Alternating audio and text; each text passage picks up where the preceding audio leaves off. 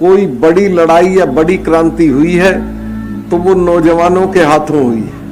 सारे यूरोप में जब भी तब्दीलियां होती हैं, सरकारें बदलती हैं, वो नौजवान बदलते हैं और नौजवानों में वो जज्बा होता है। चूंकि वो नौजवान स्वार्थी नहीं होता है, नौजवान बेईमान नहीं होता है, नौजवान अवसरवादी नहीं होता है। तो मेरा हौसला बढ़ गया आज ये देख के इतने बड़ी तादाद में नौजवान जुड़े हैं। सरकार है वो तो नई पीढ़ी को मिटाने पे तुली हुई है, खेती को मिटा रहे हैं। खेती खराब होती थी तो ये फौज में चले जाते थे मरने के लिए, वहां जाने का भी मौका नहीं छोड़ा। ये अग्निवीर चला के कौन 4 साल के लिए अपना शहादत देने के लिए जाएगा। तो बहुत बड़ी चुनौती आपके कंधों पे है और आप चाहेंगे तो इसको बदल देंगे। मैं तो 100% श्योर हूं कि 2024 का साल इस देश में परिवर्तन का साल होगा। 2024 का साल देश के नौजवानों का साल होगा। और मैं गवर्नर था, लड़ाई में पड़ने की कोई जरूरत नहीं थी। 700 किसान मर गए, कोई पूछने के लिए नहीं गया, कोई शोक संदेश नहीं गया, कोई उनका पार्लियामेंट में रेफरेंस नहीं हुआ। तो जब मेरे से बर्दाश्त नहीं हुआ, चूंकि मैंने चरण सिंह जी के साथ काम किया था, वो कहते थे कि बेटा जब तुम्हारे वर्गों के सवाल पे आए तो कुछ भी छोड़ देना, समझौता मत करना। तो मैं अपना इस्तीफा जेब में रखे प्रधानमंत्री से मिलने गया और मैंने उन्हें कहा कि साहब ये पड़े हैं 6 महीने से, इनसे बातचीत करके कुछ ले दे के निपटा दीजिए। तो उस वक्त तो बहुत घमंड में थे, हालांकि बाद में तो माफी मांग के कानून वापस किए। बोले नहीं चले जाएंगे। मैं कहा साहब आप इनको जानते नहीं हैं, लेकिन वो उस वक्त बिल्कुल सुनने को तैयार नहीं थे। तब मैंने तय कर लिया कि अब मैं बोलूंगा और लगातार मैं बोलता रहा। आखिरी मेरी जो प्रेस कॉन्फ्रेंस थी उसमें मैंने कहा कि 2024 में नरेंद्र मोदी ढूंढे नहीं मिलेंगे। ये सरकार किसानों और नौजवानों की लड़ाई में भस्म होगी, मैं बिल्कुल आश्वस्त हूं। एक मिनिमम सपोर्ट प्राइस है, उसको इसलिए लागू नहीं कर रहे हैं क्योंकि अडानी ने बड़े बड़े गोदाम बना दिए। और मैं इसको, अखबार वाले हों तो वो लिख दें, अडानी का सारा बिजनेस नरेंद्र मोदी का ही बिजनेस है। तो जब अडानी को नुकसान होगा अगर एमएसपी हो जाएगी, इसलिए एमएसपी लागू नहीं हो रही है। एक महंगाई का है और एक बेरोजगारी का है। हम तो चूंकि ठीक ठाक घरों में पैदा हुए हैं, अनाज घर का हो जाता है, दूध घर का हो जाता है, सब्जी भी घर की हो जाती है, लेकिन जिसको ये तीनों चीजें खरीदनी पड़ती हैं वो जानता है कि महंगाई क्या है। बहुत बुरा हाल है इस वक्त देश में। लाखों परिवार हैं जिनमें हरी सब्जी बनती ही नहीं है, लाखों परिवार हैं जिनमें पानी में नमक घोल के रोटी उसके साथ खाते हैं। तो ये बड़ा सवाल है और इस पे भी हमको लड़ना पड़ेगा। इसके अलावा बेरोजगारी है।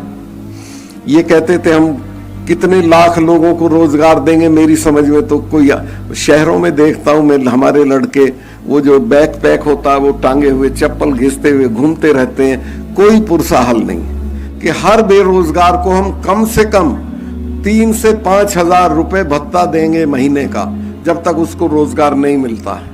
क्योंकि अब वो पढ़ के निकल जाता है, घर वालों पे कर्जे हो जाते हैं, घर वाले परेशान होते हैं, तो उसको सगाई उसकी नहीं होती, शादी उसकी नहीं होती। तो बेरोजगारी का मुद्दा बड़ा मुद्दा है। जब मैं, कोंडालीजा राइस अमेरिका की विदेश मंत्री थी, दुबली पतली सांवले रंग की, लेकिन बहुत पढ़ने में काबिल थी, इसलिए विदेश मंत्री बन गई थी। तो कहता है जब मैं देखता हूं कि लिटिल कॉन्डी अरब शेखों को धमका रही है तो मुझे सबसे ज्यादा आनंद आता है। तो ये लिटिल कॉन्डी जो है, ये आपकी बच्ची भी लिटिल कॉन्डी हो सकती है अगर उनको अच्छी तालीम मिले। तो हम तो पहले तो इनको पैदा ही नहीं होने देना चाहते। अब तक तो भ्रूण हत्या में मरवा देते थे, लेकिन अब पैदा हो जाती हैं तो इनको पढ़ने भेजिए। मैं तो 12 यूनिवर्सिटी थी मेरे नीचे अकेले बिहार में, और मैं उनके सबके कॉन्वोकेशन में जाता था। कॉन्वोकेशन में जब भी मेडल देने लगता था तो देखता था कि 25 अगर मेडल हैं तो उसमें 5 लड़कों के होते थे और 20 लड़कियों के होते थे, बिला नागा। ये अनुपात था सब जगह। तो मैंने कहा लड़कों को, मैं कहा भाई साहब आप तो खाना बनाना भी नहीं जानते, करोगे क्या? ये कुश्ती का भी मेडल यही ला रही हैं, वेट लिफ्टिंग का भी मेडल यही ला रही हैं, और पढ़ाई का भी मेडल अगर यही ला रही हैं तो तुम्हारे लिए तो कुछ बचा नहीं है। तो संभल जाओ, कमर कसो, कुछ करो। और मैं आपको भी कहना चाहता हूं कि अपने साथियों को ये कहो कि पढ़ाई में, अब तो खेलों में अच्छा हुआ आप खेल कुंभ कर रहे हैं, खेलों में बहुत रुपया, क्रिकेट में है, अब तो कबड्डी वाले भी बिकने लगे अच्छे पैसे से, तो कुछ तो करो। लेकिन क्या करें, तो लड़के तो 17 साल का होते ही दारू थाम लेते हैं, उसके अलावा दूसरी ड्रग्स थाम लेते हैं और बर्बाद हो जाते हैं। तो मैं निवेदन करूंगा कि इस सब को छोड़िए। इसके अलावा जो उनके गार्जियंस हैं उनसे ये कहूंगा कि आप दहेज ना लें, क्योंकि जो बच्चियां जिसकी आप लाते हो वो तो अपनी पली पलाई बेटी आपको दे देता है, उससे आप अगर दहेज भी मांगेंगे तो जाति करेंगे। बहुत से मामलों में वो बेचारी या तो जला दी जाती है या छोड़ दी जाती है, ये मत करिए।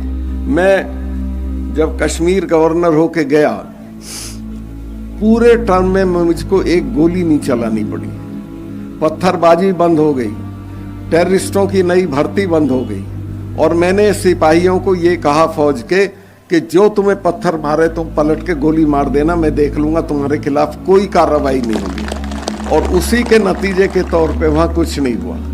फिर जब ये अंदाज मुझे हुआ कि 370 हटानी है, तो मैंने वहाँ के जो गरीब गुरबा थे उन्हें कहा कि देखो तुम्हारे बच्चे मरते हैं इस टेररिज्म में, इन नेताओं के तो लंदन में पढ़ रहे हैं, इनका तो कुछ बिगड़ता नहीं, मुझे एक बात समझा दो। और मैंने टेररिस्ट को कॉल दी, प्रेस कॉन्फ्रेंस करके कहा कि आप आओ राजभवन में मेरे साथ खाना खाओ और मुझे समझा दो कि 250 टेररिस्ट दुनिया की नंबर 2 की आर्मी को कैसे हरा सकते हो, क्या हासिल कर सकते हो। जो मिलेगा बातचीत से तुम्हें सारी दुनिया मिल जाएगी।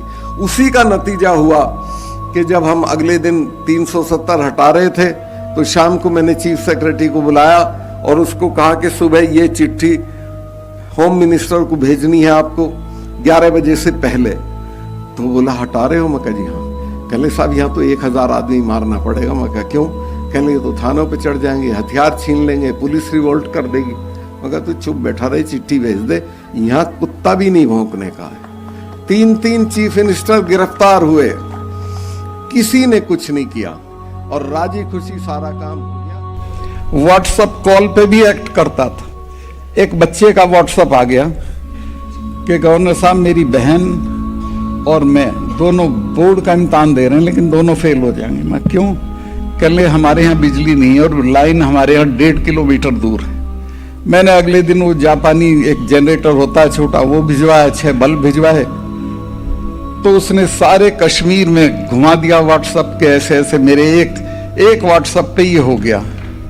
मैंने कहा बेटे यही नहीं हुआ, तू जरा सी तसल्ली कर, मैं 15 दिन में तेरे यहाँ लाइन खिंचवाऊंगा। मैंने बिजली वालों से कहा कि जो 1.5 किलोमीटर दूर लाइन है वहां से इसके घर तक लाइन खींच दो। उसके यहाँ लाइन खींच गई और जिस दिन आप यकीन करें, जिस दिन उसके यहाँ ट्रांसफार्मर लगाने के लिए बिजली वाले लेके गए तो 5-7 गांव के लोग ढोल ढपड़े लेके उस ट्रांसफार्मर का स्वागत करने आए। तो कुल मिला के अगर आप ठीक से काम करें तो सब कुछ ठीक हो सकता है। अब तो वहां बात बहुत बिगड़ चुकी है, मैं उस पर कमेंट नहीं करूंगा, ना मेरा कहना ठीक है। मेरे रहते हुए कोई टेररिस्ट श्रीनगर में घुसने की हिम्मत नहीं करता था, आता ही नहीं था। अब तो वहां घुस के पुलिस के लोगों को मार रहे हैं, सीआरपी के लोगों को मार रहे हैं, कोई डर नहीं है किसी तरह का। और ये सारी चीज डर से नहीं होती, ये इकबाल से भी होती है। सरकार का अगर इकबाल है तो लोग आपका कहना मानेंगे, नहीं है तो वो लड़ जाएंगे। मैं जाटों पे, जाट तो इतने विद्वान लोग होते हैं, इन पे क्या बोल दूं। एक ही बात बोलना चाहता हूं कि अपने बच्चों को तालीम दो और खास तौर से लड़कियों को। मैं 4-5 जगह गवर्नर रहा हूं और सब जगह मैं कॉन्वोकेशन में जाता था। 30 मेडल होते थे तो 10 लड़कों के और 20 लड़कियों के होते थे। और मैं जगह जगह कहता था लड़कों को कि भाई कुछ शर्म कर लो, तुम तो खाना भी बनाना नहीं जानते। और अगर यही कुश्ती का मेडल लेंगी, यही मुक्केबाजी का मेडल लेंगी, यही पढ़ाई का मेडल लेंगी, तो तुम क्या करोगे?